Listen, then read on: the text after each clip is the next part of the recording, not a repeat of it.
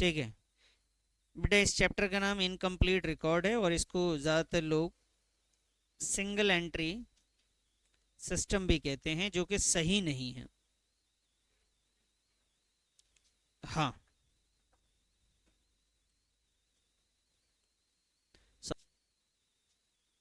हाँ जी, इधर इधर। अब सिंगल एंट्री सिस्टम और इनकम्प्लीट रिकॉर्ड दोनों एक ही चैप्टर का नाम है, लेकिन सिंगल एंट्री सिस्टम और डबल एंट्री सिस्टम हमने अकाउंटिंग में पढ़ी थी। सही मायने में सिंगल एंट्री सिस्टम अकाउंटिंग का कोई भी ऐसा कोई सिस्टम होता ही नहीं है। बच्चे इधर ध्यान दो, सिंगल एंट्री सिस्टम कोई भी अकाउंटिंग का कोई पार्ट नहीं होता।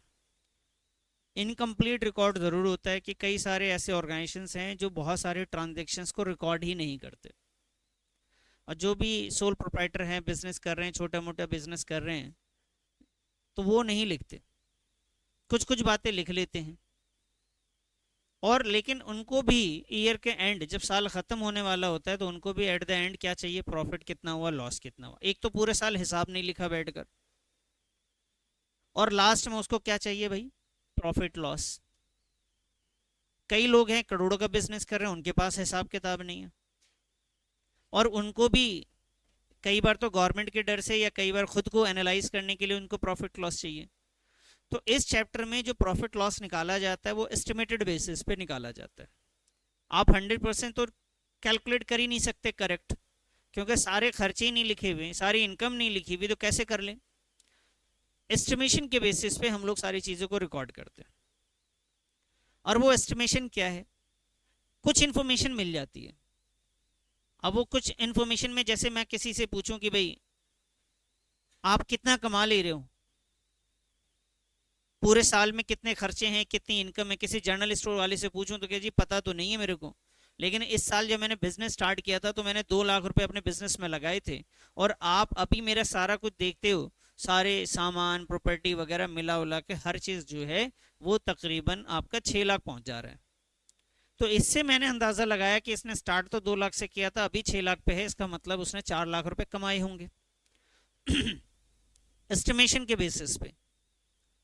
तो इस पूरे चैप्टर में कुछ एस्टिमेशन के बेसिस पे कुछ इन्फॉर्मेशन हम मांगते हैं, जैसे जो जो इन्फॉर्मेशन उनके पास है। आज के डेट में अगर आप जाओ तो कुछ लोगों से अगर आप बोलोगे कि भैया अपने खर्चे बताओ, तो पक्का है बिजली का बिल तो बता सकता है, क्योंकि उसको उसने पे करा होगा तो बिल आया होगा, नहीं तो आप ऑनलाइन भी चेक करके आप पता लगा लोगे इलेक्ट्रिसिटी का खर्च कितना है। दूसरा, बैंक से जितना ट्रांजेक्शन हुआ ये पता लग सकता है। तीसरा, जितना उसके पास एसेट्स है उससे आप एसेट्स का अंदाजा लगा सकते हैं उसके पास क्या है। और मोटा मोटी कर्ज भी लोगों को पता होते हैं कि मेरे ऊपर कर्ज क्या है, तो एसेट्स मालूम चल जाएगा, कुछ एसेट्स मालूम चल जाएंगे। उसके बाद फर्नीचर कितने का है, बिल्डिंग कितने का है, दुकान में स्टॉक कितना है। स्टॉक की दिक्कत आएगी तो हम जाएंगे उसको काउंट करके आएंगे, वैल्यूएशन करेंगे, वो भी मालूम चल जाएगा। बैंक के बैलेंस भी मालूम चल जाएंगे, गले में जितना पैसा पड़ा हुआ है कैश एट द एंड क्या है वो भी मालूम चल जाएगा। तो बैलेंस शीट का एक हिस्सा तो बन जाएगा, एसेट्स तो बन जाएगा जी।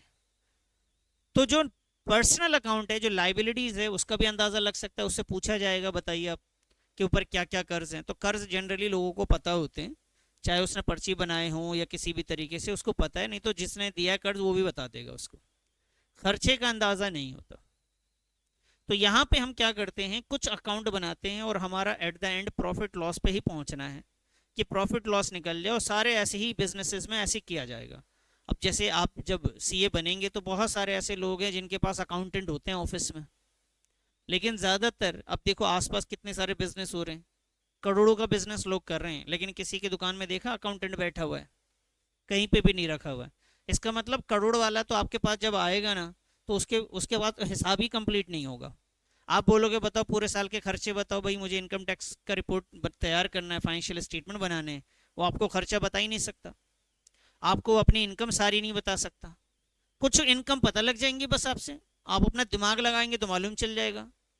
आप बैंक से उसका इंटरेस्ट निकाल सकते हैं कि कितना आया है, बाकी चीज़ें तो मालूम नहीं चलेंगी ना।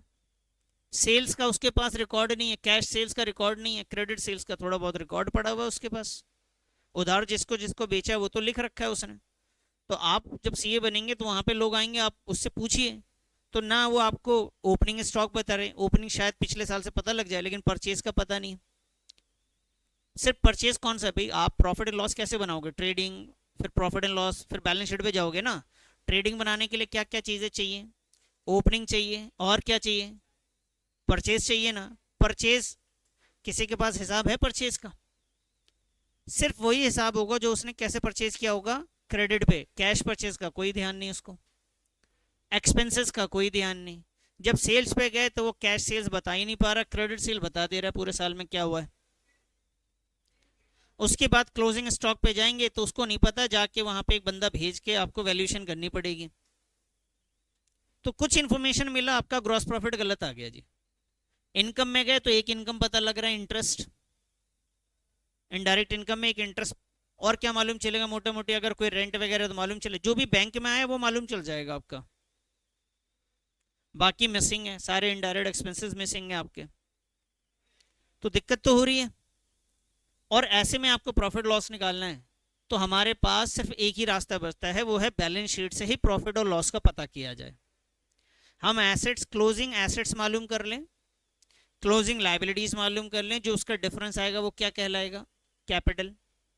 बेटा एसेट्स में से लाइबिलिटी जाएगा तो क्या आएगा, कैपिटल आ जाएगा। इसी तरीके से पिछले साल का एसेट्स और लाइबिलिटीज पता कर लेंगे तो क्या मालूम चल जाएगा मुझे, वहां का कैपिटल। कैपिटल का जो डिफरेंस होगा वही हम प्रॉफिट मान के चल लेंगे। एस्टिमेटेड बेसिस पे होता है यहाँ पे सिंगल एंट्री सिस्टम। बात समझ में आ गई आपको? आइए आगे। अब सिंगल एंट्री सिस्टम में हमारे पास में कुछ पॉइंट्स मैंने लिखे हैं, आप पहले तो ये लिख लो, इसको लिख लो फिर बात करते हैं।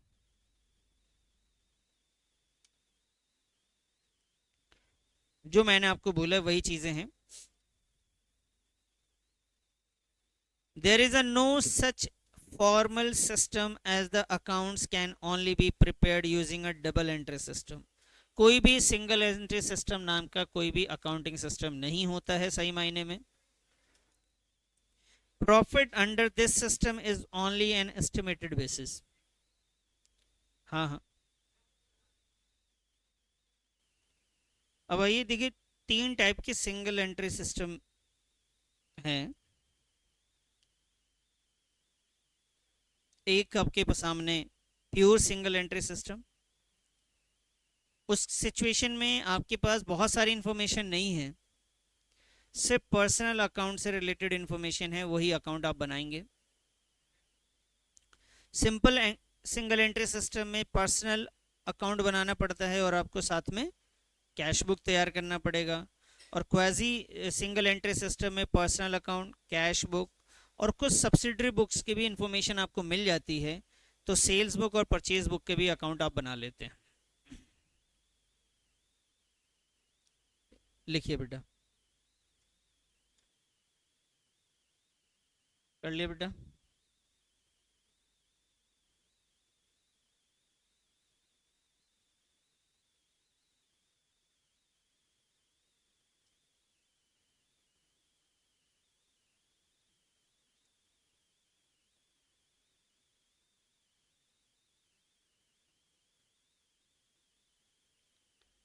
चलिए,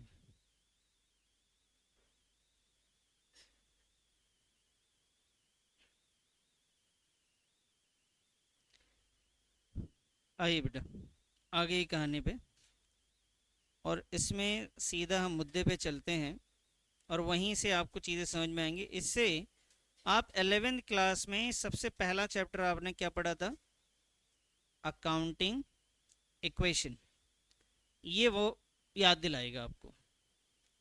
उस अकाउंटिंग इक्वेशन के दौरान आपने पढ़ा था कि sir assets is equal to capital plus क्या होता है, लाइबिलिटीज होती है। मुझे कैपिटल निकालना हो तो कैसे निकालेंगे बेटा, एसेट्स माइनस का लाइबिलिटीज। गुड। अब देखिए कैपिटल निकालने का एक तरीका तो ये है कि एसेट्स और लाइबिलिटीज पता हो। जिस डेट का आपको कैपिटल चाहिए उस डेट का एसेट्स और लाइबिलिटीज मालूम होनी चाहिए। आपको ईयर के स्टार्टिंग का चाहिए तो ईयर के स्टार्टिंग का एसेट्स पता होना चाहिए, ईयर के स्टार्टिंग की लाइबिलिटीज मालूम होनी चाहिए। एंड का चाहिए तो एंड का आपको दोनों चीज़ें मालूम होनी चाहिए। लेकिन सर अगर एसेट्स और लाइबिलिटीज़ ना दे तो दूसरा तरीका हमारे पास क्या होता है कैपिटल निकालने का, अगर हम निकाल रहे हैं क्लोजिंग कैपिटल। क्लोजिंग मतलब ईयर के एंड का।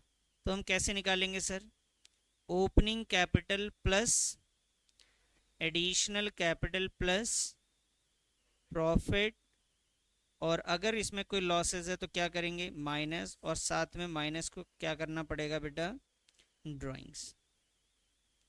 ये पढ़ा है कभी बचपन में? नहीं पढ़ा तो अभी याद कर लो, कोई मसला नहीं। क्लोजिंग कैपिटल कैसे जी, opening plus additional plus profit minus का ड्राइंग। ठीक है जी, ये बेसिक क्लोजिंग कैपिटल निकालने का तरीका। एक तरीका ये है और दूसरा तरीका ये है। इसमें भी हमारे पास एडिशनल कैपिटल जो है ना बेटा ऑप्शनल है, अगर है तो लिखेंगे वरना नहीं लिखेंगे। और इसमें भी ड्राइंग भी क्या है हमारे पास है, ऑप्शनल है। अगर ये भी गिवन है तो अच्छी बात है, नहीं है तो नहीं लिखना, इसके लिए सर पैर मारने की ज़रूरत नहीं है, ये भी ऑप्शनल है।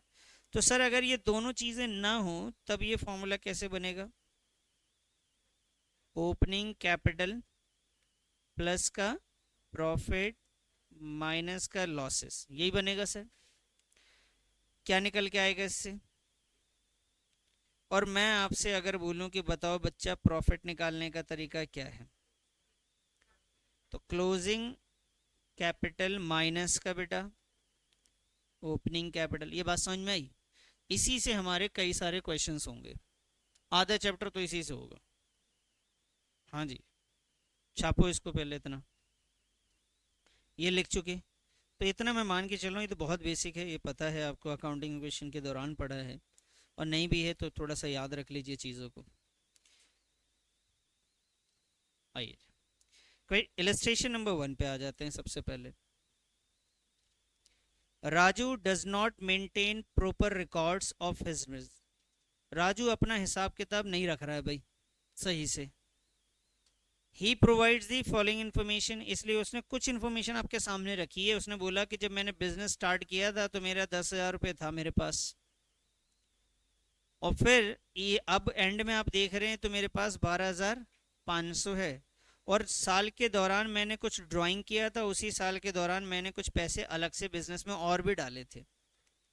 कितना डाला था, 3750, और ड्राइंग है ये 3750, ये आपका एडिशनल कैपिटल हो गया जी। क्या चाहिए इसको आप, तो बताइए, इस इक्वेशन में रख देंगे, सारी इंफॉर्मेशन दे रखी है, रख दो जी फटाफट। इलस्ट्रेशन 1,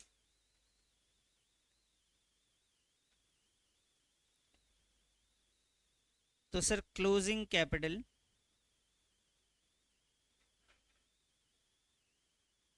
इज इक्वल टू का opening capital plus additional capital plus profit और माइनस का ड्राइंग्स। सर क्लोजिंग कैपिटल आपके सामने है 12,500 और ओपनिंग है 10,000, ये है सर 12,500। सर एडिशनल कैपिटल जो है हमारे पास 3750 है सर। सर ड्राइंग्स की बात करें तो ये है सर 3,000। तो सारा कुछ सॉल्व करेंगे, 12,500 10 और 3 10,750 प्लस 5 प्लस पी, ये इधर आ गया जी 12,500 माइनस का 10,750 इज इक्वल टू पी। ऐसे ही आएगा सर नितिन, ऐसे कर बेटा जैसे मैं करवा रहा हूँ। ये फॉर्मूले में बस वैल्यू पुट करनी थी। बताइए जी कितना आया प्रॉफिट आपका निकल कर, 1,700। ये जो फॉर्मूला है बेटा ये इक्वेशन के फॉर्म में है, किस फॉर्म में है, ठीक है जी। इससे क्लोजिंग कैपिटल हमने निकाला, प्रॉफिट का फॉर्मूला अगर बनाएंगे हम इसी से, ये इलस्ट्रेशन हो गया ना हमारा। आइए इसी फॉर्मूले से अगर मैं प्रॉफिट बनाना चाहूँ, ध्यान से समझिएगा, मुझे प्रॉफिट निकालना है इसी फॉर्मूले से, फॉर्मूला बना रहा हूँ। ये ओपनिंग इधर आ जाएगा, एडिशनल इधर आ जाएगा, ड्राइंग इस साइड आएगा। क्लियर है जी। ओपनिंग जब इस साइड आएगा तो क्या करेंगे आप, एडिशनल इस साइड आएगा तो माइनस, और ड्राइंग इस साइड आएगा तो प्लस। तो क्या बच जाएगा? प्रॉफिट। तो भाई मैं आपसे कहूँ कि अगर मैं प्रॉफिट का फॉर्मूला आपसे बनवाऊँ तो आप बोलेंगे सर जो भी क्लोजिंग कैपिटल है उसमें ओपनिंग को क्या करना है, और एडिशनल कैपिटल को भी क्या करना है, और ड्राइंग को क्या करना है सर, प्लस। ये प्रॉफिट आ गया। और ये जो हमने बनाया आपके सामने ये इक्वेशन है सर, है ना। अभी देखिए अगर स्टेटमेंट में अगर इसी चीज को दिखाना है तो कैसे दिखाएंगे बेटा?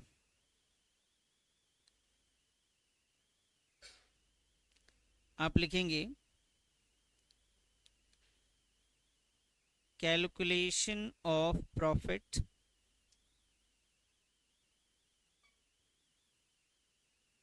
During the year, calculation of profit during the year. Profit निकालने का फॉर्मूला क्या बन के आया बेटा? आया सर क्लोजिंग कैपिटल जो होता है उसमें से क्या लेस करते हैं बेटा? ओपनिंग कैपिटल को लेस कर देते हैं। फिर क्या लेस करते हैं सर? एडिशनल कैपिटल को भी बेटा हम लोग लेस कर देते हैं। और क्या प्लस कर देते हैं बच्चे? ड्राइंग्स को प्लस कर देते हैं। तो इसके बाद हमारा आंसर अगर पॉजिटिव आ जाए तो प्रॉफिट है, और नेगेटिव आ जाए तो लॉस है।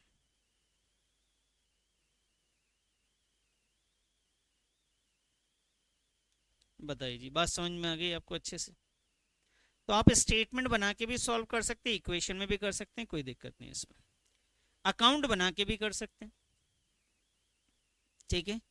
आइए इसका अकाउंट बनाना सीख लें। ये हमने 12th में थोड़ा बहुत अकाउंट तो पढ़ा ही है ना, पार्टनर्स कैपिटल अकाउंट।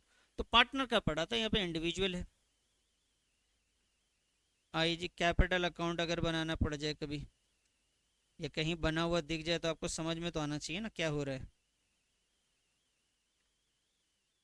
लिखिए जी कैपिटल अकाउंट।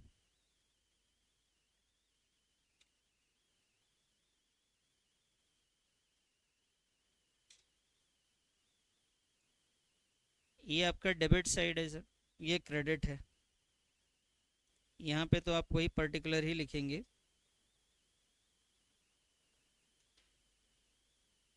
ये आपका अमाउंट आएगा, यहाँ पे अमाउंट आ गया। कैपिटल लाइबिलिटीज की तरह ट्रीट किया जाता है। इंक्रीज आपका इस साइड होता है, डिक्रीज आपका डेबिट साइड होता है बेटा।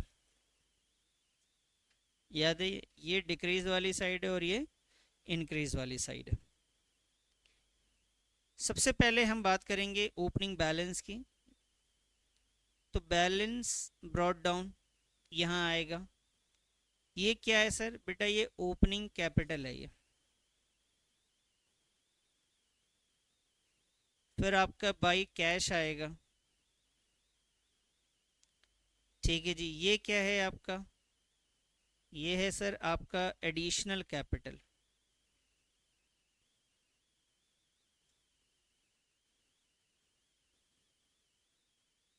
अगर ड्राइंग्स होगा तो बेटा हम डेबिट में लिख देंगे,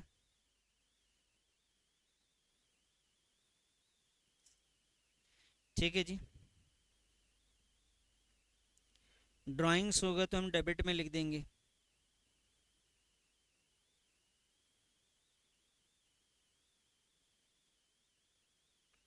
और यहाँ पे आ जाएगा सर बैलेंस सीडी, जो कि ये आपका क्लोजिंग कैपिटल है।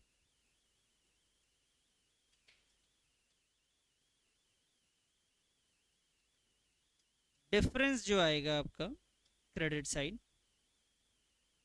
प्रॉफिट आएगा बेटा। और डेबिट साइड अगर डिफरेंस आता है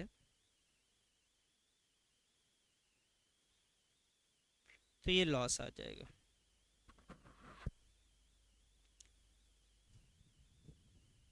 तो अकाउंट बना के भी हमने सीख लिया, समझ लिया। जिसमें आप कंफर्टेबल हो उससे आप फटाफट कर लेंगे। बेहतर होता है स्टेटमेंट से करना, ठीक है। प्रॉफिट बोले स्टेटमेंट से बनाइए, वो ज़्यादा बेहतर है। चलें आगे।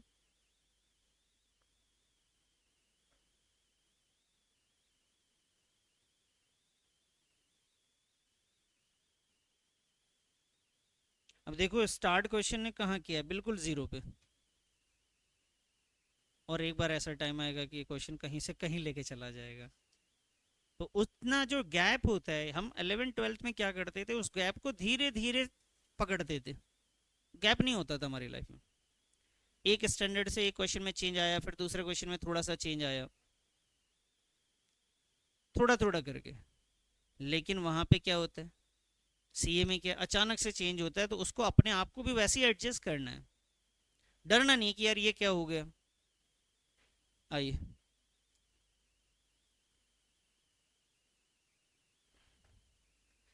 चलिए जी,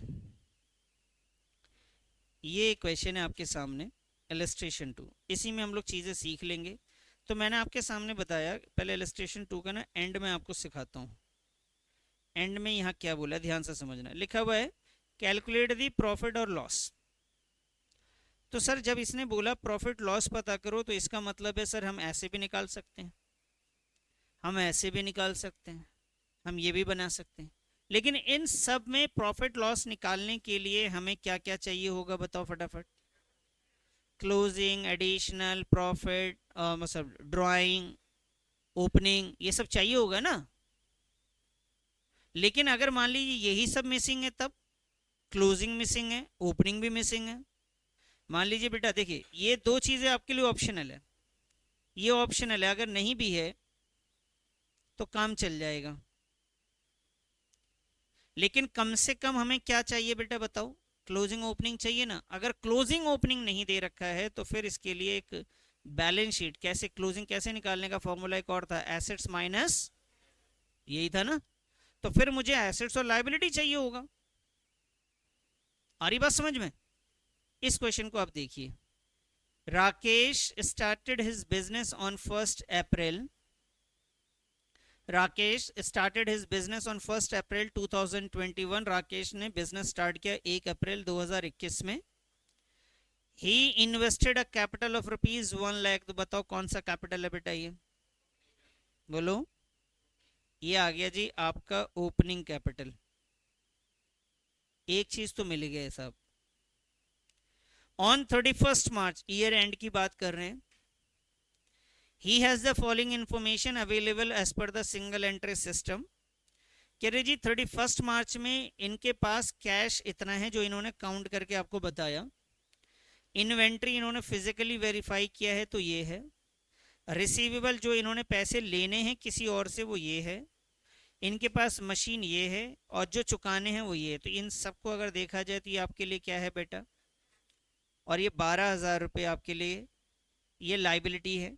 साथ में यहाँ पे लोन भी है, ये भी क्या है, और ड्राइंग आपको मिल गया। ये तो आपको एसेट्स लाइबिलिटी से मतलब नहीं है ना।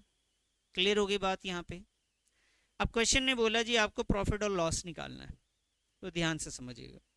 पहले हम बना लेंगे स्टेटमेंट ऑफ प्रॉफिट और लॉस, इलस्ट्रेशन नंबर 2। आइए सब पहले बना लेते हैं statement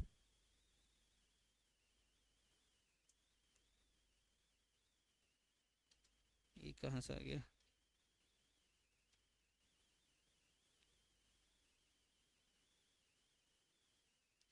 statement of profit and loss.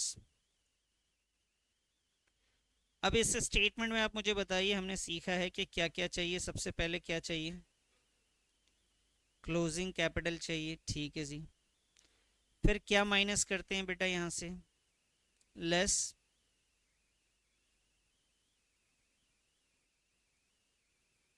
Opening capital. और बताइए, नहीं नहीं आप मुझे बताओ आता क्या, बस ये बताओ। माइनस क्या करते हैं, एडिशनल कैपिटल को। प्लस क्या करते हैं बेटा, ड्राइंग्स को। यहाँ पे बस मैं लिख दे रहा हूँ अभी। तो जो चीज़ मिसिंग है वो देखेंगे। आपके सामने क्वेश्चन में सबसे पहले ओपनिंग कैपिटल गिवन था, कितना गिवन था बेटा, 1 लाख रुपीस। कितना गिवन है, तो भाई ये तो आ गया आपका, यहाँ पे तो आ गया 1 लाख। ठीक है जी, बताओ ये समझ में आया नहीं आया।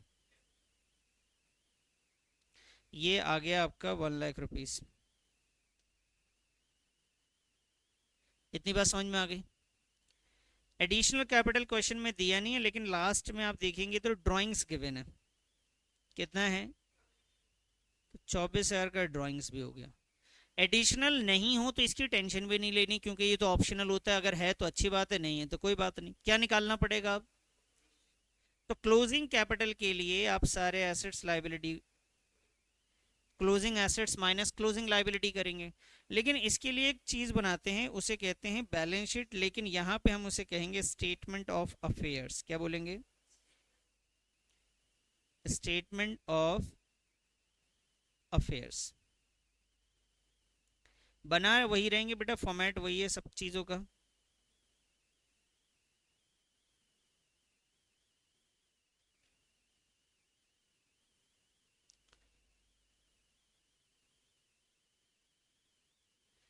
जैसे आप पहले बनाते थे बैलेंस शीट, बैलेंस शीट में ये वाली साइड आपकी क्या हो गई बेटा? लाइबिलिटीज। ये वाली साइड क्या हो गई? एसेट्स। और ये क्या हो गया? अमाउंट। ये भी क्या हुआ? अमाउंट। स्टेटमेंट ऑफ अफेयर्स तब बनाते हैं जब हमें सारी इंफॉर्मेशन गिवन नहीं है, एस्टिमेटेड बेसिस पे कैपिटल को निकालना पड़ेगा यहाँ से, तो हमें स्टेटमेंट ऑफ अफेयर्स बनाना है। अगर कैपिटल वैपिटल सब कुछ दे रखा होता तो फिर तो हम बैलेंस शीट बना लेते। डेट डालेंगे बेटा, ये एज ऑन कब का बना रहे हैं? तो यहाँ देखिए 31 मार्च की ये सारी इन्फॉर्मेशन है, तो 31 मार्च 2022 का बनाएंगे, 31 मार्च 2022 का। ठीक है जी, ये समझ में आ रहा है? अब बताइए इसमें सबसे पहला क्या चीज़ लिखा हुआ है? कैश। अमाउंट कितना है? 3200। तो बेटा यहाँ पे लिख लीजिए आप कैश। कितना लिखेंगे आप? 3200। अगला क्या है बेटा? इन्वेंट्री। इन्वेंट्री लिख लेते हैं जी। वो इन्वेंट्री कितनी है? 34,800 का। उसके बाद रिसीवेबल, तो आप बिल्स रिसीवेबल लिख सकते हैं। ये नहीं, सिर्फ रिसीवेबल ही कह लीजिए, चलेगा। रिसीवेबल का वैल्यू कितना गिवन है भाई? 31,000। उसके बाद है मशीन। मशीन भी एसेट्स में ही जाएगा बेटा। मशीन की वैल्यू गिवन है आपके सामने 8500 की। उसके बाद है पेबल टू विनोद, लाइबिलिटी है बेटा ये, पेबल। और पेबल में वैल्यू कितनी है? 12,000 की। मशीन 85,000। ठीक है बेटा, कटने से पेबल हो गया जी। उसके बाद आइए लोन है 10,000 का। तो लोन हमने किससे लिया है? लोन फ्रॉम बैंक, या बैंक लोन भी लिख लेना। कितना आया बेटा? 10,000। ठीक है बेटा, ड्राइंग्स बैलेंस शीट में आएगी नहीं। और यहाँ पे जो डिफरेंस आएगा वो आपका कैपिटल आ जाएगा। तो टोटल एसेट्स का टोटल कर लिया होगा, लाइबिलिटीज को माइनस कर लीजिए। बताइए बेटा, यहाँ ले लिया ना हमने ड्राइंग को। 1,00,000 टोटल एसेट्स। बाबू एसेट्स बताओ ना पहले मेरे को।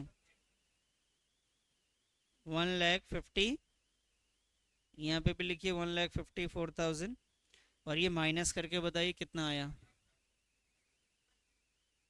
1,00,000, गलत, 1,32,000 ना, 1,32,000। बताइए, बात समझ में आ गई? अब ये क्लोजिंग कैपिटल 132 आपको मिल गया है, तो उठा के यहाँ लिख दीजिए इसको। भाई ये वाली वैल्यू आपकी है ना यहाँ तक, उसको यहाँ पे जाके लिख लीजिए। और उसके बाद आप निकालेंगे तो प्रॉफिट आ जाएगा आपका। 132 में 1 लाख ऐड करिए, 232, 24 माइनस कर दीजिए। अच्छा ये माइनस होगा, हाँ 56,000। तो ये आया आपका, क्या आया बेटा, profit earn during the year 56,000 आ गया जी। ठीक है, अच्छा ये स्टेटमेंट ऑफ अफेयर्स ऊपर नीचे बना लें, कोई मसला नहीं है उसमें। चलें आगे बढ़ें।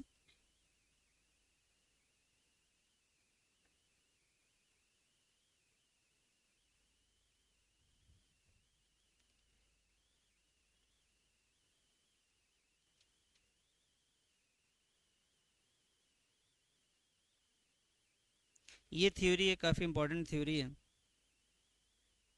इसको आप पढ़ लीजिएगा। बहुत बात ज़्यादा चीज़ें नहीं हैं, नहीं समझ में आती, फिर मैं बैठूंगा आपके साथ फिर समझाऊंगा।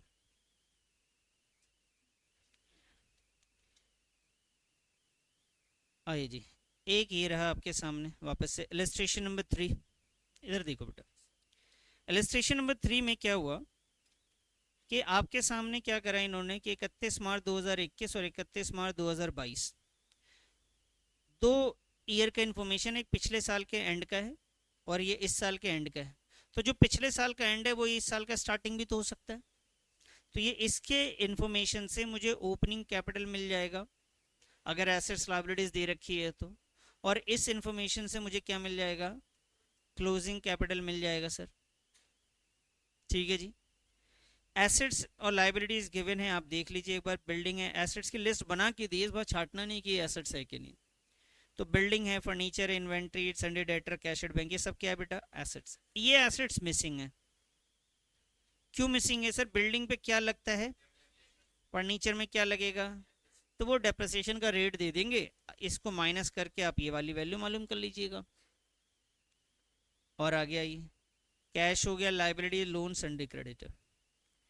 Decided to depreciate the building 2.5%। Building कितना डेप्रिशिएट हो रहा है, तो भाई ऐसा करो ना, यहीं पे वैल्यू बताओ ना माइनस करके, इसका 2.5% माइनस करो कैलकुलेटर पे, माइनस 1 लाख माइनस 2.5% दबा दो, 97,000। अब फर्नीचर के बारे में देखते हैं क्या लिखा हुआ है। कह रहे जी फर्नीचर में 10%, ये कितना आया बेटा, ये इसका 10% था, समझ में आई बात। और आगे लिखा हुआ है, one life insurance policy of the proprietor was matured during the period. कह रहा है एक लाइफ इंश्योरेंस पॉलिसी, इसकी पर्सनल कोई पॉलिसी थी, वो मैच्योर हो गई। अच्छा जी, और कितना अमाउंट का था वो, 40,000 is written in the business, और उस पैसे को इसने बिजनेस में डाल दिया। तो बेटा ये आपके लिए क्या हो गया, एडिशनल कैपिटल का काम कर रहा है। Proprietor took 2,000 per month for meeting family expenses. Proprietor 2,000 रुपये हर महीने निकाल रहा है, तो 2,000 इंटू का 12 कितना हुआ, 24,000। समझ में आई बात, कोई दिक्कत तो नहीं इसमें। ठीक है जी, अब क्वेश्चन क्या कहता है, क्वेश्चन कहता है prepare the statement of affairs. Profit निकालने नहीं बोल रहा वो, यहाँ पे क्या बोल रहा है, स्टेटमेंट ऑफ अफेयर्स 31 मार्च 2021 का और 31 मार्च 2022 का। क्लियर है जी, तो फटाफट स्टेटमेंट ऑफ अफेयर्स बनाएंगे। तो जब स्टेटमेंट ऑफ अफेयर्स बनाएंगे तो ये होता है, अब दोनों एक साथ बना भी सकते हो, और आप चाहे तो अलग अलग दो बैलेंस शीट बनाएं, दो स्टेटमेंट ऑफ अफेयर्स बनाएं। एक साथ बनाने से आपका टाइम बचेगा, और हमें टाइम बचाना भी है। दो कॉलम बना लेंगे अलग अलग साल के लिए।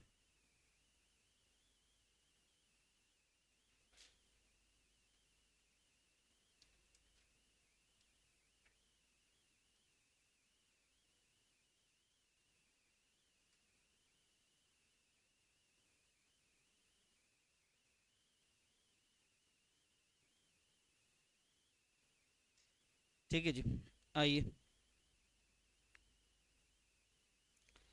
यहाँ लिख लीजिए जी, स्टेटमेंट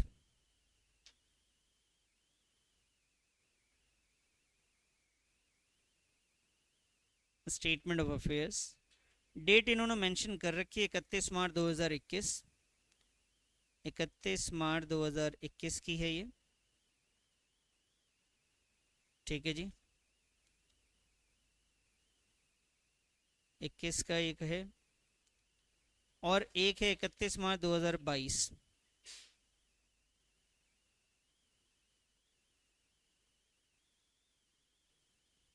ठीक है जी, उसके बाद आइए सर,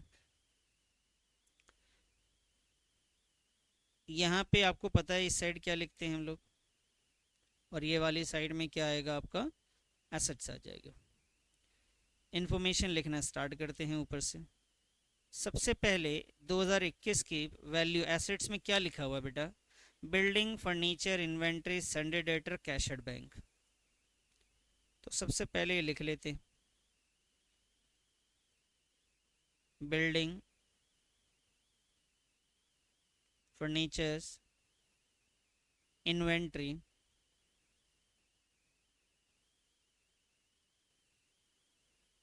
उसके बाद आइए Sunday debtor, cash at bank,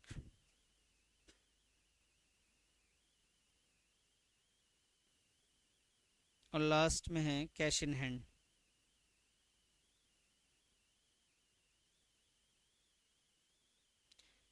तो वैल्यू लिख लेते हैं जिसकी जिसकी जो जो वैल्यू गिवन है। 1,50,120, इसका है बेटा 1,00,000, ये है बेटा 50,000, 1,20,000, 40 और 70,000, 40,000, 70,000, और उसके बाद है 1,200। बिल्डिंग का हमने निकाला था, कितना आया था बेटा, 97, 97,500। इसका आया था जी 45,000, हमने 10% माइनस करा था। उसके बाद 270, 90, 270, 90 और 85,000, और लास्ट में है 3,200। क्लियर है जी। अब इसी तरीके से हम लाइबिलिटीज़ को भी लिख लेंगे फटाफट।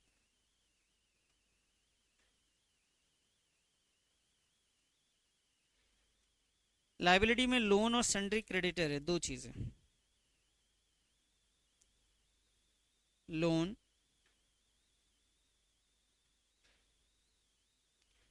और बेटा सन्ड्री क्रेडिटर्स। लोन है 1,40,000, 40,000, 80 और 70,000, 80 और 70, यही वैल्यू है ना भाई।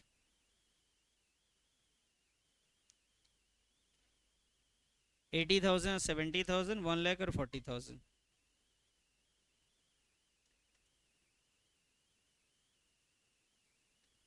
चलिए जी, अब इसका अपन क्या करेंगे, टोटल कर लेते हैं। टोटल करेंगे तो हमारा यहाँ पे कैपिटल निकल कर आ जाएगा। टोटल करके इसका बैलेंस कर लो। करे टोटल करे बेटा, 2021 का टोटल बताओ। 3,81,200। इधर भी 3,81,200 लिखेंगे, और इसे माइनस कर दीजिए 1,40,000 को इसमें से, 241। अब इसी तरीके से दूसरा का भी ले ले बेटा, 5,90,700। बोलिए, 4,40,700 हो गया, इतना ही बोला था। अगर वो प्रॉफिट निकालने बोलते तो निकाल सकते थे हम, हैं प्रॉफिट। जी बोलिए, क्या चीज़। हाँ हाँ, तो इसी साल का निकलेगा बेटा। ठीक है जी, हो गया इतना। चलो आगे बढ़ते, जब बोला ही इतना था।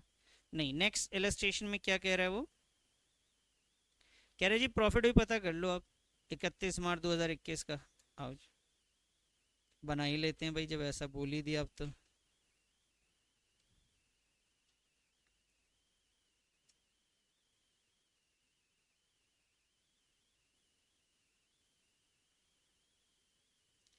Statement of profit and loss कब बना रहे हैं ये लिख लो, एज ऑन 31 मार्च 2022।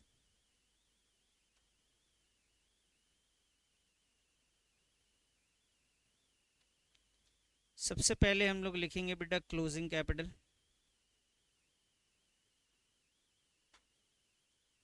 फिर लेस करते हैं हम लोग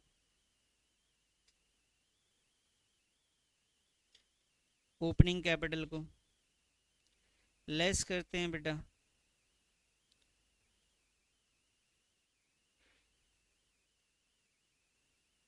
एडिशनल कैपिटल को, प्लस करते हैं हम लोग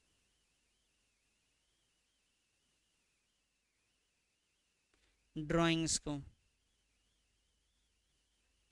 तो ये हमारा निकल के आता है प्रॉफिट लॉस। तो क्लोजिंग कैपिटल तो हम लोगों ने निकाला था 440700, 440700। ओपनिंग में 241200। और एडिशनल और ड्राइंग के लिए क्वेश्चन वापस चलते हैं। हमने ड्राइंग का कितना वैल्यू रखा था बेटा, 24,000 है ना। ड्राइंग में आया था जी हमारा 24,000, और एडिशनल कैपिटल कितना आया था हमारा 40,000। इसे सॉल्व कर लीजिए।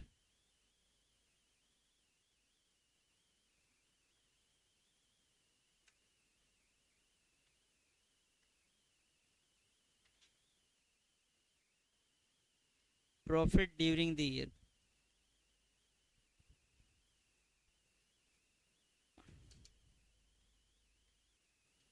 हाँ जी, इलस्ट्रेशन 5 ध्यान दीजिए इधर लिखा हुआ इनकम टैक्स ऑफिसर। भाई एक इनकम टैक्स ऑफिसर है and assessing the income Shri मोती का इनकम वो एसेस कर रहे हैं, चेक कर रहे थे वो। इनकम टैक्स ऑफिसर है तो कई साल के उनके पास रिपोर्ट्स रहते हैं, और वहाँ पे इनकम टैक्स वाले कभी भी लव लेटर भेज देते हैं कि भाई साहब ये जो आपका पिछले साल का फाइनेंशियल स्टेटमेंट हमने चेक किया, हमें कुछ गड़बड़ लग रहा है, आइए सारे खाते बही लेकर पहुँचिए हमारे पास।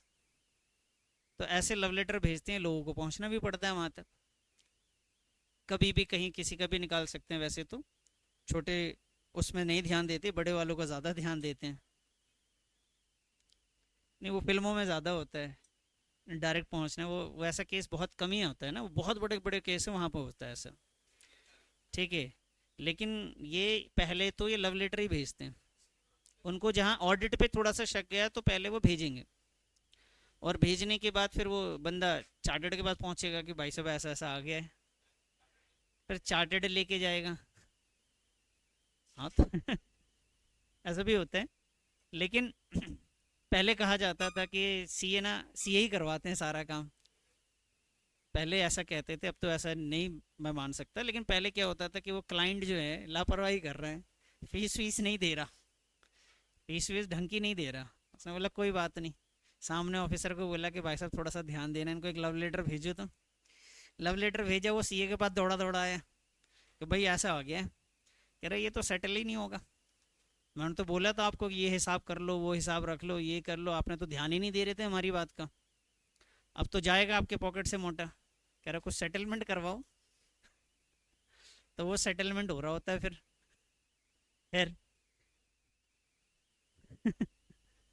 वापस आइए, कहानी की बात है।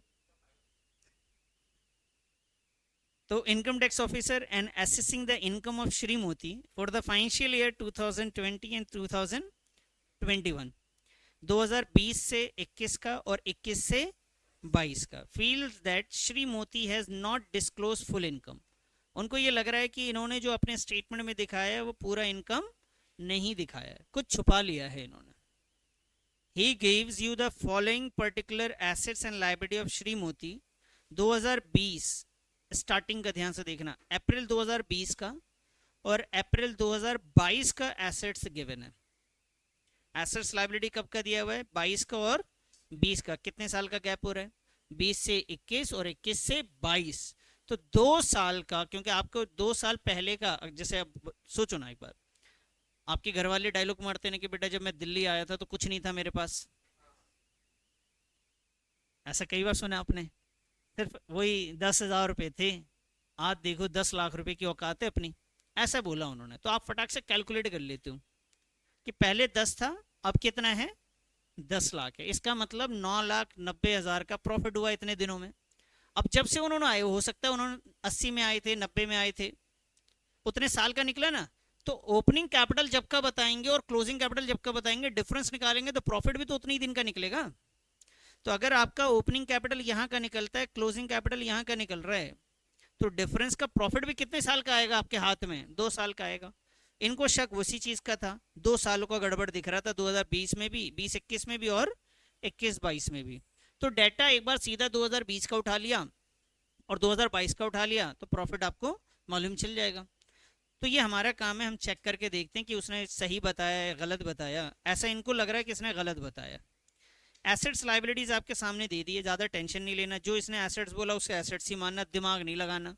अब क्वेश्चन खुद ही कह रहा है ये एसेट्स है तो एसेट्स है ना भाई. पहली बार आपने ये चीज़ सुनी होगी आपने, ठीक है. लेकिन एसेट्स तो है, उसने बोला है तो ठीक है, एसेट्स मानेंगे हम उसकी. ठीक है. और ये एसेट्स और ये लाइबिलिटीज दे दी. लास्ट में इन्होंने आपके सामने लिखा during the 2 years domestic expenditure. उसके पास घर के खर्चे और कितने भी थे? 4,000 per month. Declared income of the financial year. इसने 2020-21 में बोला था इसका प्रॉफिट कितना हुआ है? 1,05,000 का. और 2021-22 में कितना बताया था? तो भाई इसने अब तक बताया, एक बार हुआ इसका 1,05,000 का प्रॉफिट और एक बार हुआ 1,23,000 का प्रॉफिट.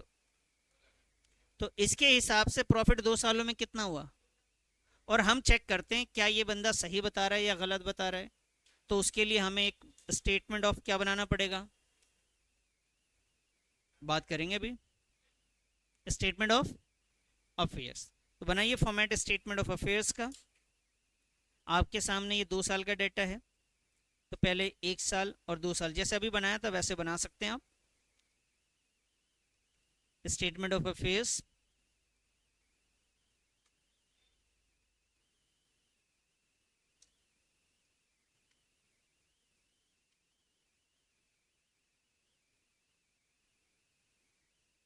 दो कॉलम ले लीजिएगा आप.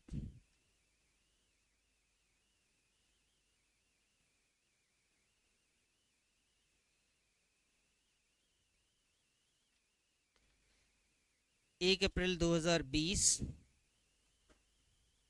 1 अप्रैल 2020 और यहाँ भी 1 अप्रैल 2020 आ जाएगा बेटा. और दूसरा डेटा जो है 1 अप्रैल 2022 का है.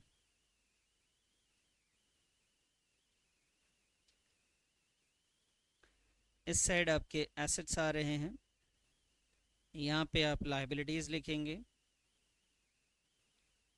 और ये आया जी statement of affairs.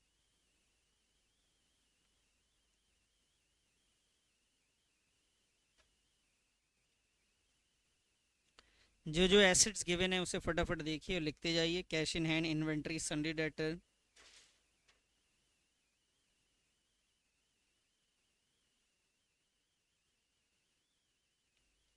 Cash in hand,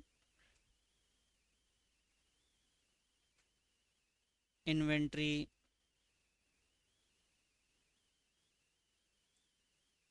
सन्डी debtors, land and building, wife jewellery,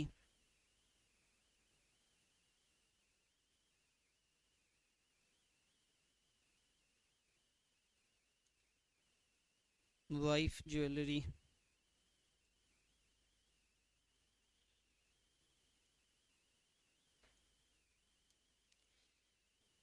उसके बाद है liabilities owing to Moti's brother. Loan हो सकता है ये, लेकिन जैसे लिखा हुआ वैसे लिख लीजिए.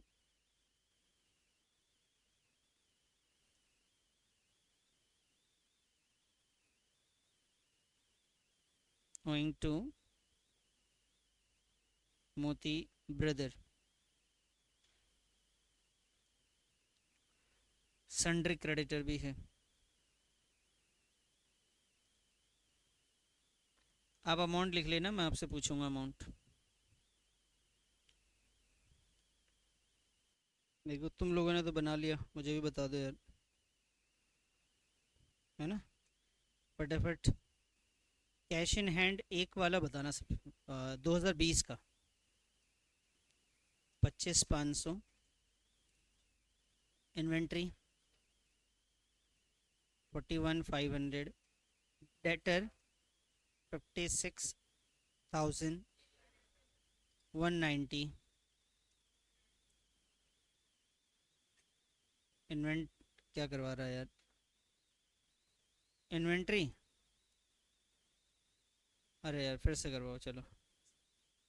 41,500। इन्वेंट्री 56,190।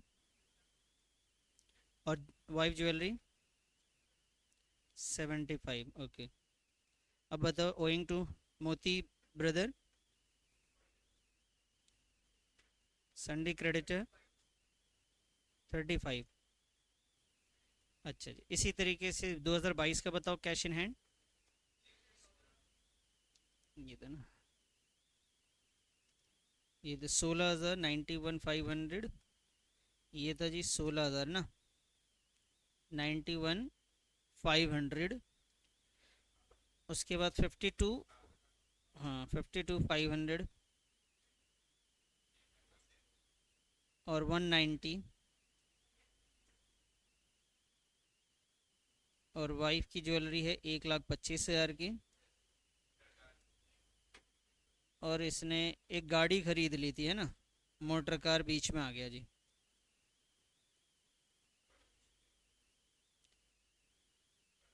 मोटर कार कितना था, 1,25 का ही था। और लोन टू मोती, ये एसेट्स में आ रहा है लोन टू मोती इस बार।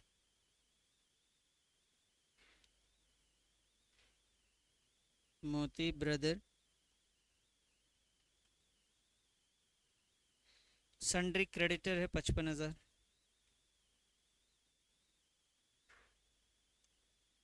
बस सर, चलिए जब इसका बैलेंस बैलेंस निकाल लेते हैं। एक मिनट,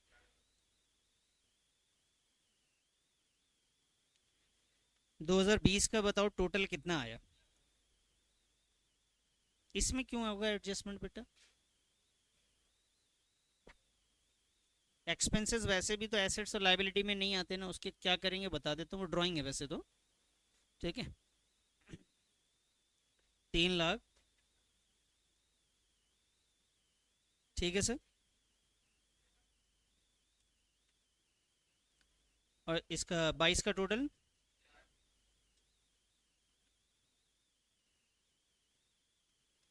ठीक है सर। ये अब बताइए यहाँ पे क्या निकल करके आएगा बेटा, कितना आएगा।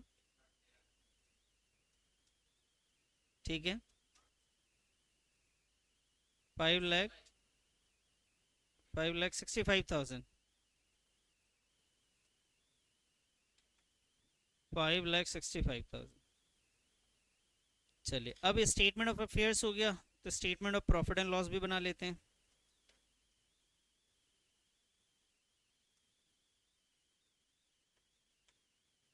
तो कैसे पता करोगे इनकम, इनकम निकालना था ना, तो इनकम तो statement of profit and loss बनाना पड़ेगा ना। स्टेटमेंट ऑफ प्रॉफिट और एंड लॉस, तो भाई सबसे पहले हमारे पास क्लोजिंग कैपिटल,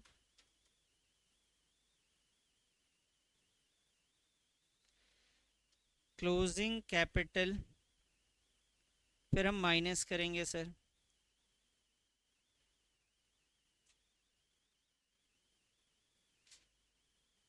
ओपनिंग कैपिटल को, लेस करेंगे सर एडिशनल कैपिटल को,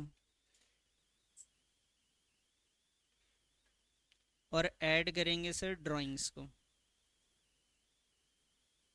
उसके बाद हमारा आंसर आएगा। तो सर क्लोजिंग कैपिटल है 56500, 000 सॉरी। ओपनिंग कैपिटल है सर 313 000। एडिशनल गिवन नहीं है सर। ड्राइंग्स के बारे में क्वेश्चंस कहता है डोमेस्टिक के लिए इनका 4000 का एक्सपेंस था 2 साल का। तो बाबू ध्यान देना, 4000 24 महीने का, 4000 24 महीने के लिए निकालेंगे, ध्यान रखेंगे आप। बेटा अगर इंडिविजुअल पर्सन है ना ये, तो वो तो जो भी बिजनेस से निकाल के घर ले जा रहा है वो तो ड्राइंग ही कहलाएगा ना। घर के इस्तेमाल और कहाँ से लाएगा पैसा ये? नहीं नहीं, घर ले जा रहा है, डोमेस्टिक एक्सपेंस लिखा तो है। हाँ, कितना बेटा, कितना आया? 96,000।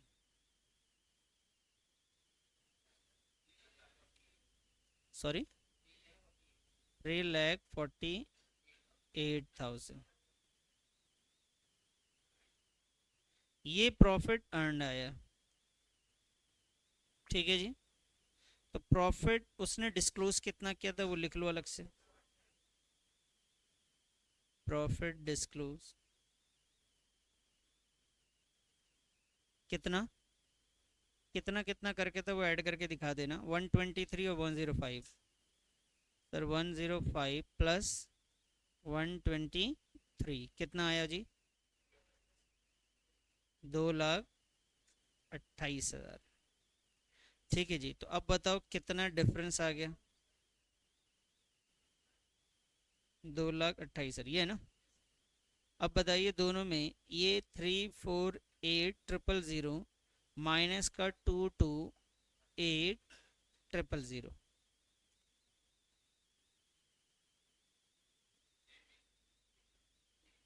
1,20,000 का गड़बड़ कर रखा था इसने। ठीक है जी। तो ये आपको यहाँ पे लिखा हुआ है state whether the income tax officer contention is correct. तो भाई वो तो करेक्ट था, उसको लग रहा था ऐसा छुपा रखा है, तो उसने वाकई छुपा रखा था। Explain by giving a working, तो ये जो हमने ना क्या दिया, ये सारी क्या चीज़ें हैं? वर्किंग। सिर्फ हमें यहाँ पे ये आंसर देख लिख लो किस तरीके से लिखना है।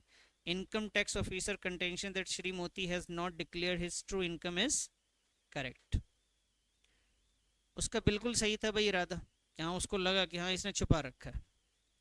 और मोती income in excess of disclose income 120,000 based on the information available. तो ये इनकम जो है ना बेटा, इसको हम लोग कहते हैं सप्रेस्ड इनकम। क्या कहते हैं? यहाँ लिख लो। हाँ जी, यहाँ लिखो सप्रेस्ड इनकम, जो उसने छुपा रखे थे। ठीक है, एक्सप्लेनेशन आपके लिए बहुत ज़रूरी है क्योंकि उसमें पूछा ही एक्सप्लेनेशन है। तो ये जो पहले इतना लिख लो फिर बात करते हैं।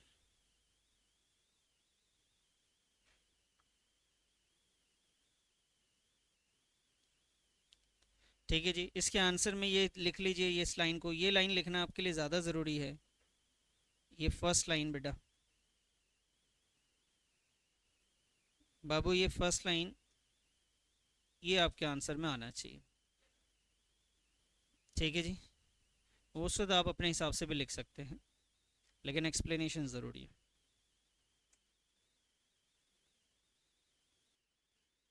चलिए जी, ये देखिए इलस्ट्रेशन।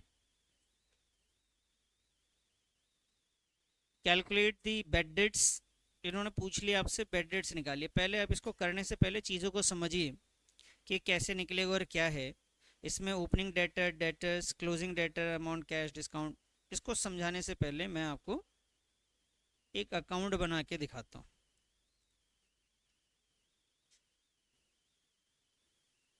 डेटर्स अकाउंट, सन्ड्री,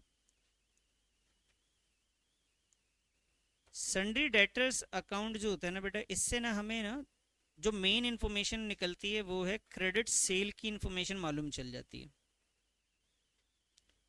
अगर उसने ये नहीं बताया कि भैया कितना सेल हुआ था क्रेडिट पे, बेटा छोड़ना, उसे क्या कर रहा है,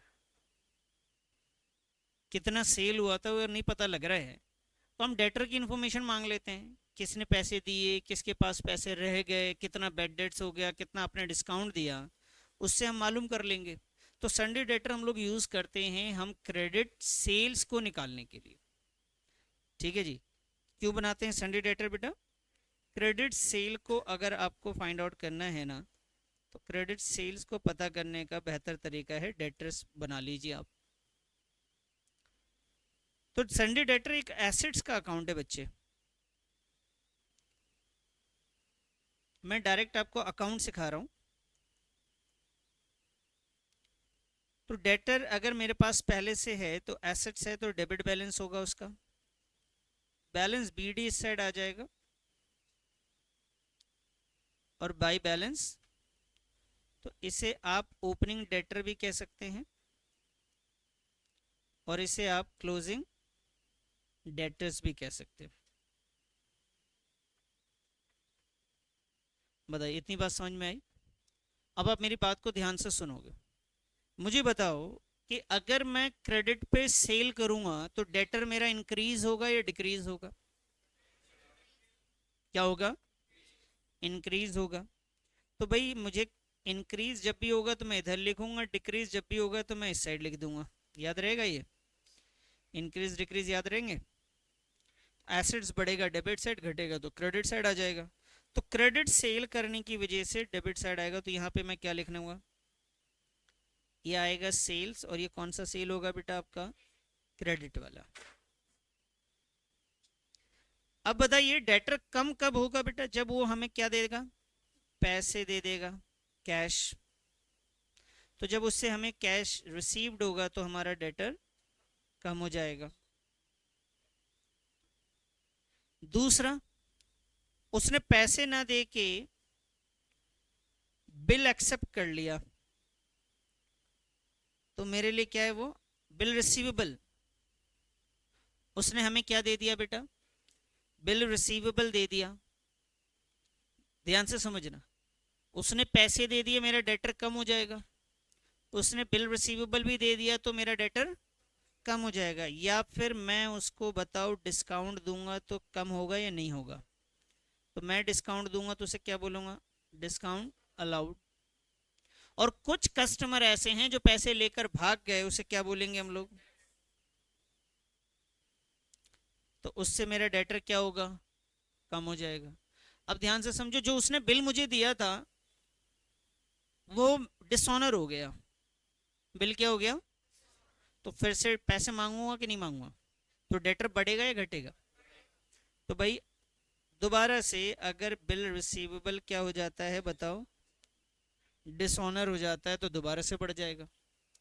और बिल के किस्से और भी थे सर, बिल के किस्से और भी थे इसमें, कि उसमें दोबारा से बिल बनाया तो एक बार इंटरेस्ट ड्यू कर दिया। लेकिन मोटा मोटी यही कहानी है।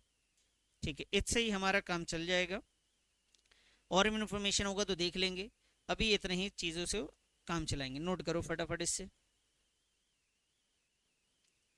जो कंपलसरी चीज़ है उस पर ध्यान रखेंगे। ओपनिंग का होना कंपलसरी है, क्लोजिंग का होना कंपलसरी है, क्रेडिट सेल, डेबिट में अगर कुछ चीज़ मिसिंग है तो क्रेडिट सेल पहले देखेंगे, और क्रेडिट में अगर मिसिंग है तो वो कैश रिसीव्ड और बिल रिसीवेबल आएगा।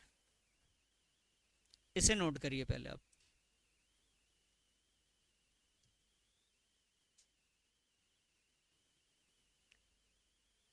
चलिए जी, नोट कर लिया बेटा? एक मिनट हो गया शायद। आइए जी इस क्वेश्चन को पढ़ते हैं। यहाँ लिखा हुआ कैलकुलेट दी बेड डेट्स, इन्होंने बेड डेट्स पूछ लिया। From the below information opening balance of debtor 5 lakh, closing debtors 7। बताओ अगर डेटर का अकाउंट बनाओ तो ओपनिंग डेटर किधर जाएगा बेटा? तो ये तो आ गया जी आपका डेबिट साइड में। क्लोजिंग डेटर बदलूं, अमाउंट रिसीव्ड होगा तो किधर जाएगा? क्रेडिट साइड, डेटर कम हो जाएगा उससे।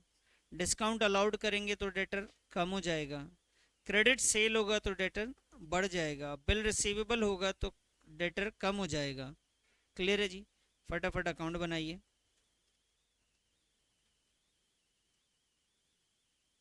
बनाओ डेटर अकाउंट। मेरा तो क्या है, मुझे तो कॉपी करना है बस।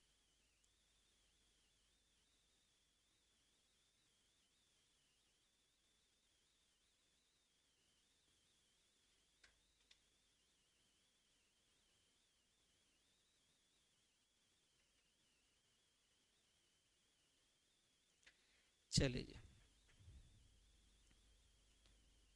तो ओपनिंग डेटर हमें गिवन है 5 लाख का, तो सबसे पहले ये बेटा 5 लाख। क्लोजिंग डेटर है 7 लाख का।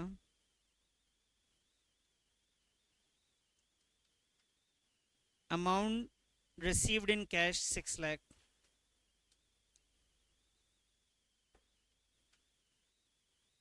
Discount allowed 10,000।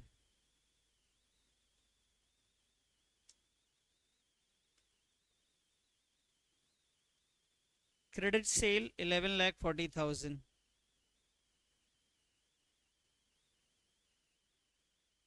Bill receivable 3 lakh.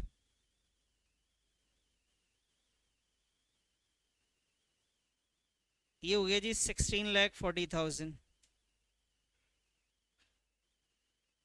और इसको माइनस करेंगे तो आपका बैलेंस आ जाएगा।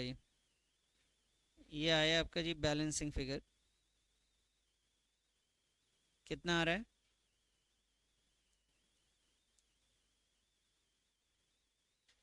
30,000 का बेड डेट्स हो गया जी। बताओ, कोई डाउट इसमें?